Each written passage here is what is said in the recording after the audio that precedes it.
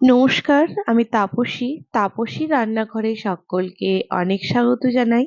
চলে এসেছি আবারও একটি সম্পূর্ণ নতুন রেসিপি নিয়ে। আজকের রেসিপি পনির পোলাও। অসম্ভব ভালো লাগে খেতে। কম বেশি এটা আপনারা সকলেই বাড়িতে করেই থাকেন। তবে আমি কিভাবে এটা বানাই এবং কত সহজেই সেটাই আপনাদের সামনে আমি দেখাবো। তো এখানে দেখুন আমি নিয়ে নিয়েছি 1 কাপ মতো এখানে বাসমতি চাল। প্রথমে আমি এখানে আরো বাসমতি চাল নেব।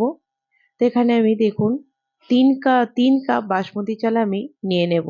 আর এটা কিন্তু লং রাইস, ভাতটা অনেকটাই লম্বা হয়। আমি এটা ফরচুনের নিয়েছি। ব্যাস 3 কাপ চাল নিয়ে নিয়েছি। এবার এই চালটাকে আমি আলতো হাতে জল পরিষ্কার হওয়া পর্যন্ত ধুয়ে নেব ভালো করে। তারপরে ভালো জল দিয়ে আমি আধা ঘন্টার জন্য ভিজিয়ে রাখবো। তো দেখুন আলতো হাতে ভালো করে কয়েকবার জল পাল্টে আমি কিন্তু ধুয়ে নেব। তো ভালো করে ধুয়ে নিয়েছি। এবার এখানে জল দিয়ে আধা ঘন্টার জন্য রেখে দেব। অবশ্যই এরকম ভাবে আধা ঘন্টা মিনিমাম রেখে দেবেন, নইলে কিন্তু ভাতটা করার সময় যেহেতু খুব লং, এটা কিন্তু কেটে কেটে ভেঙে যায়। তো দেখুন এখানে আধা ঘন্টা আমার হয়ে গেছে। আধা ঘন্টা থেকে একটু বেশি, আমার 40 মিনিট মতো এখানে হয়ে গেছে চালটা রেখে দেওয়া। চলুন প্রথমে ভাতটাকে করে নিই। তাই প্রথমে আপনাদের জানাই, দেখুন জলটা যে ফুটে গেছে, এখানে আমি 1.5 চামচ মতো তেল দিয়ে দিলাম, রিফাইন্ড অয়েল আর কি। এবার চালটাকে আমি দিয়ে দেব। চালটা যখন আমি দিচ্ছি তখন কিন্তু মিডিয়াম আঁচে রেখেছি, নয়তো কিন্তু জলটা গায়ে ছিটকে আসবে। তবে আপনাদের বলি, ফ্রাইড রাইস বলুন বা এই পনির পোলাও, এগুলো করলে ভাতটা কিন্তু প্রথমেই করে নেবেন। ভাতটা করে নিয়ে ঠান্ডা হতে দিয়ে দেবেন। তারপর কিন্তু পোলাওটা বানাবেন। তাহলে দেখবেন একটা ভাতও কিন্তু একটু ভেঙে যাবে না। দেখুন এখানে কিন্তু আমার 90% মতো সেদ্ধ হয়ে গেছে। এবার আমি এখানে জলটা ঝরিয়ে নেব। চলুন এবার একটা পাত্রে আমি রেখে দিই। এখানে আমি নেটের একটা ঝুড়ি নিয়েছি, এর মধ্যে আমি এক্সট্রা জলটা ঝরিয়ে নেব। তবে ভাতটা প্রথমেই বললাম, গরম অবস্থায় যদি আপনারা পোলাও বানাতে যান বা ফ্রাইড রাইস বানাতে যান, দেখবেন ভাতগুলো কিন্তু অনেক সময় ভেঙে যায়। কিন্তু ভাতগুলোকে একদম ঠান্ডা করে, খুব সময় হাতে যদি না থাকে তাহলে আপনারা পাখার নিচে রেখে দেবেন। তাহলে খুব তাড়াতাড়ি কিন্তু ভাতটা ঠান্ডা হয়ে যাবে। আর ভাতটা ঠান্ডা হয়ে যাওয়ার পর যখন করবেন, তখন দেখবেন একটা ভাতও কিন্তু একটার একটার গায়ে লাগবেও না, আর একটু কিন্তু ভেঙে যাবে না। যেহেতু পনির পোলাও করব, তাই পনিরটা এখানে কেটে নেব টুকরো টুকরো করে। দেখুন আপনাদের পছন্দ মতো পনিরগুলো টুকরো করে নেবেন। লম্বা চৌকো, আপনারা যে যেমন দেখতে ভালোবাসেন ঠিক সেই রকম ভাবে আপনাদের পছন্দ মতো পনিরটাকে কেটে নেবেন। এখানে আমি 250 গ্রাম পনির নিয়েছি। তো পনিরটাকে দেখুন প্রায় হয়ে গেছে কাটা। এবার কিছু সবজি আমি নিয়ে নিয়েছি। এখানে নিয়েছি আমি অল্প একটু গাজর, একটু নিয়েছি এখানে আমি ক্যাপসিকাম। আর দেখুন ফ্রোজেন আমি বানিয়ে রেখেছিলাম আমি কড়াইশুঁটি, সেটাও নিয়েছি, ভালো করে ধুয়ে নেব। এবার একটা কড়াই বসিয়ে দিয়েছি, কড়াইটা গরম হয়ে যেতেই আমি দিয়ে দিচ্ছি এখানে ঘি। আমি ঘিটা দিয়ে দিয়েছি। এই ঘিয়ের ওপরে আমি কিন্তু ভালো করে পনিরটা ভেজে নেব, তাহলে কিন্তু পনিরটা দিয়ে খুব সুন্দর একটা ফ্লেভার আসবে। তো সব পনিরগুলোই আমি একই সাথেই ভেজে নেব, আর হালকা আঁচে ভেজে নেব, নয়তো কিন্তু পনিরগুলো পুড়ে যাবে। এটা সুন্দর কালার আসবে, কিন্তু একদমই পুড়ে যাবে না। এবার এপিট ওপিট করে হালকা লাল লাল করে পনিরগুলোকে আমি উল্টে পাল্টিয়ে ভেজে নেব। এই হালকা আঁচে দিলেই কিন্তু পনিরগুলো সুন্দর ভাজা হয়ে যাবে। দেখুন পনিরগুলো প্রায় সুন্দরভাবে ভাজা হয়ে গেছে। এবার দু একবার নাড়াচাড়া করে কিন্তু পনিরগুলোকে আমি একটা পাত্রে নামিয়ে নেব। দেখুন একদম হয়ে গেছে। এবার সমস্ত পনিরই আমি একটা প্লেটের মধ্যে উঠিয়ে নেব। এবার কড়াইয়ের মধ্যে দিয়ে দিচ্ছি 1 চামচ মতো তেল। তেলটাকে ভালো করে এবার নাড়িয়ে নিলাম কড়াইয়ের মধ্যে। আর এই তেলেই কিন্তু আমি যে সবজিগুলো নিয়েছিলাম সেগুলোও কিন্তু আমি এখানে ভেজে নেব। তো দিয়ে দিলাম, বেশি তেলের একদম প্রয়োজন নেই। দিয়ে দিলাম এখানে কুচনো গাজর। গাজর আপনারা এখানে প্রয়োজন মতো সবজি নিতে পারেন। আমার কাছে বিনস ছিল না, তাই সেটা নিইনি। তাই দেখুন এখানে গাজর নিয়েছি, ক্যাপসিকাম নিয়েছি, সবগুলো কিন্তু একই রকম সাইজের করে আমি কেটে নিয়েছি, চৌকো চৌকো ছোট্ট ছোট্ট করে। আর এখানে দিয়ে দিলাম কড়াইশুঁটিটা। এবার হালকা আঁচেই কিন্তু এটাকে হালকা হালকা সেদ্ধ হয়ে যাবে, ফ্রাইও হয়ে যাবে, কিন্তু কালারটা কিন্তু কোনো রকম ভাবেই এখানে চেঞ্জ হবে না। ব্যাস, ঢাকা দিয়ে দিচ্ছি 2 মিনিটের জন্য। আমি কিন্তু এখানে লবণ একদম ব্যবহার করিনি এখনো। দেখুন 2 মিনিট হয়ে গেছে, এবার আবারও ভালো করে একটুখানি নাড়াচাড়া করে দেবো। এগুলো কালার যদি সবজিগুলো চেঞ্জ হয়ে যায় তাহলে কিন্তু পোলাওয়ের মধ্যে দেখতে ভালো লাগবে না। আবারও 2 মিনিটের জন্য আমি ঢাকা দিয়ে দিলাম।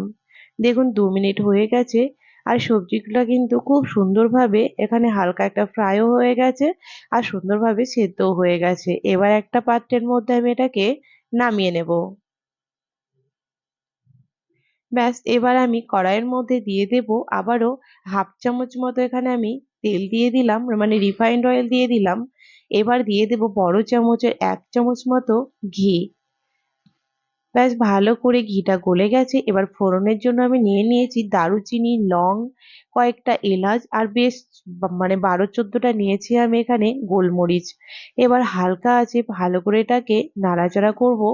কি যে অসাধারণ একটা স্মেল আসে এটা দিয়ে, বুঝতেই পারবেন। একটুখানি নাড়াচাড়া করে নিয়ে আমি এখানে দিয়ে দিচ্ছি খুবই কম পরিমাণে জিরে, মানে গোটা জিরে দিলাম। এর ফ্লেভারটাও কিন্তু পোলাওয়ে বেশ ভালো লাগে।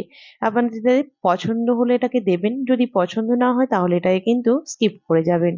এবার এখানে দিয়ে দিলাম অল্প একটুখানি কাজু আর কিশমিশ, এটাও কিন্তু অপশনাল, চাইলে দিতেই পারেন, না চাইলে নাও দিতে পারেন। ব্যাস, একদম হালকা আছে কিছুক্ষণ এটাকে নাড়াচাড়া করে নেব। আর দেখুন ততক্ষণে আপনাদের দেখাই, ভাতটা একদম ঝরঝরে হয়ে গেছে। দেখেছেন কতটা লম্বা হয়ে গেছে? ব্যাস, এখানে দিয়ে দিলাম অল্প একটুখানি কুচোনো, মানে চৌকো করে কুচোনো আদা। এতে কিন্তু ফ্লেভারটা অসম্ভব ভালো আসে। এবার ভালো করে একটুখানি নাড়াচাড়া করে নিলাম। ব্যাস, দেখুন একদম রেডি হয়ে গেছে। এবার ভাতগুলোকে আমি অল্প অল্প করে দিয়ে দেব। প্রথমে আমি অল্প একটু ভাত দিলাম, তারপর একটুখানি নাড়াচাড়া করে নেব।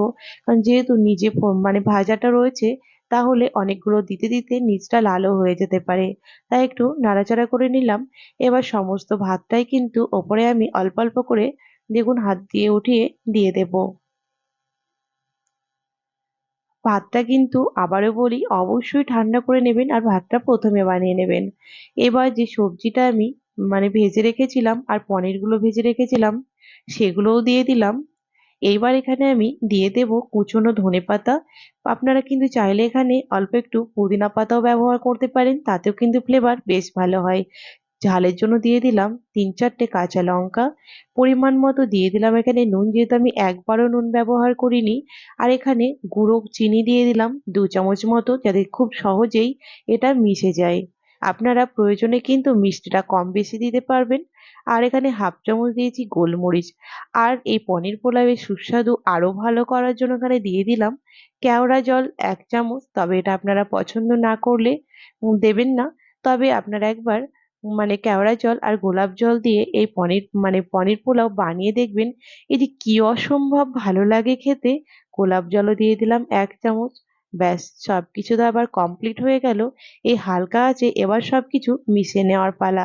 জোর আঁচে দেওয়ার একদম প্রয়োজন নেই। মিনিট 2-3 ধরে ভালো করে এটাকে মিশিয়ে নিতে হবে। তাহলেই কিন্তু আমাদের পনির পোলাও রেডি হয়ে যাবে। দেখুন কি অসম্ভব ভালো লাগছে বলুন। ব্যাস, 2-3 মিনিট আমি এখানে নাড়াচাড়া করেছি। আবারও এখানে দিয়ে দিলাম 1 চামচ মতো ঘি। এই ঘিটা দিলে কিন্তু পোলাওয়ের অসম্ভব ভালো একটা ফ্লেভার আসে।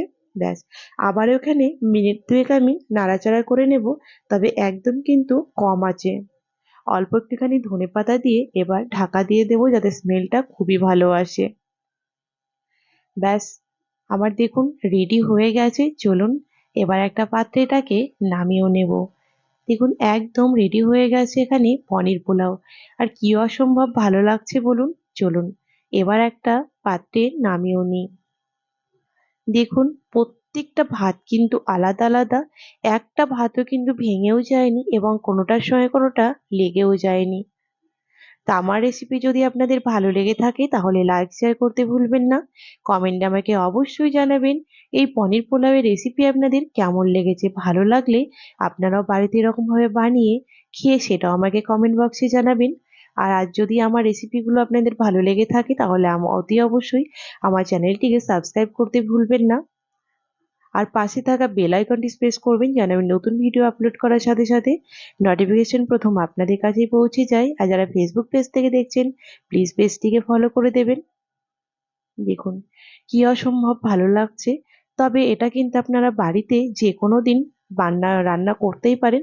আপনাদের পছন্দ মতো চিকেন, মাটন বা যে কোনো রেসিপি দিয়ে আপনারা খেতে পারেন। আমার তো পনির পোলাও এমনি ভালো লাগে খেতে, আমার তো কোনো কিছুর প্রয়োজনই হয় না। তবে আপনাদের প্রয়োজন হলে অবশ্যই বানাবেন। দেখুন আপনাদের দেখেও দিচ্ছি এটা কতটা ফ্রেশ, কতটা ঝরঝরে। তো আপনারা সকলেই ভালো থাকবেন, সুস্থ থাকবেন।